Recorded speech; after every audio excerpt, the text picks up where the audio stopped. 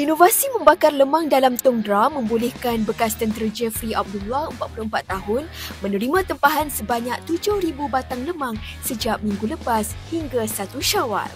Lemang yang dijual berdekatan Masjid Padang Pak Ahmad Pasir Putih itu meraih sambutan luar biasa setiap kali Aidilfitri.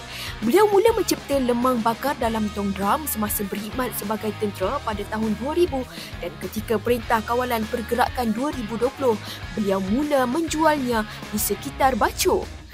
Beliau mengusahakan perniagaan itu bersama isterinya, Nur Sabrina Zakaria, 41 tahun, serta dibantu 17 pekerja yang turut mendapat peluang rencana pendapatan sepanjang Ramadan dan Aidilfitri. Menurutnya, keunikan lemang tong drum terletak pada aroma khasnya hasil penggunaan daun pisang hutan dan buluh asli dari jeli.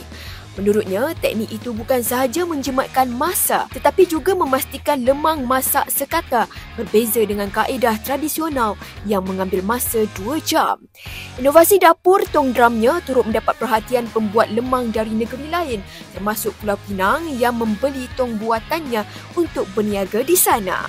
Lemang Jeffrey ditawarkan pada harga RM15 hingga RM20 sebatang bergantung kepada saiz buluh. Selain lemang, rendang ayam turut dijual pada harga RM10 sebekas.